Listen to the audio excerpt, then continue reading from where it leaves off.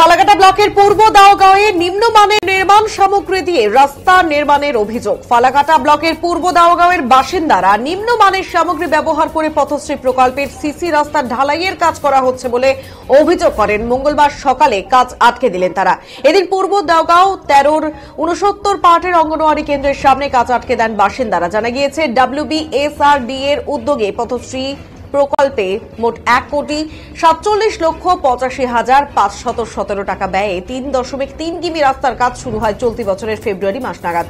স্থানীয়দের অভিযোগ, রাস্তা ঢালাইয়ের সামগ্রী খুবই নিম্নমানের, ফলে কাজ চলাকালীন রাস্তায় ফাটল দেখা দিচ্ছে। মঙ্গলবার সকালে ঠিকাদার সংস্থার কর্মীরা কাজে আসলে বাধা দেন স্থানীয়রা। স্থানীয়দের দাবি, ঢালাইয়ের সামগ্রী অর্থাৎ বিশেষত বালু পরিবর্তন করতে হবে। বালু পরিবর্তন না করা পর্যন্ত কাজ করতে দেবেন না তারা। অবশেষে স্থানীয়দের দাবি মেনে ঠিকাদার সংস্থা বালু পরিবর্তন করলে সমস্যা মিটে যায়। তবে যেসব জায়গায় ফাটল দেখা দিয়েছে সেই সব জায়গা সংস্কার করা হবে বলে ঠিকাদার সংস্থার তরফে জানানো হয়েছে।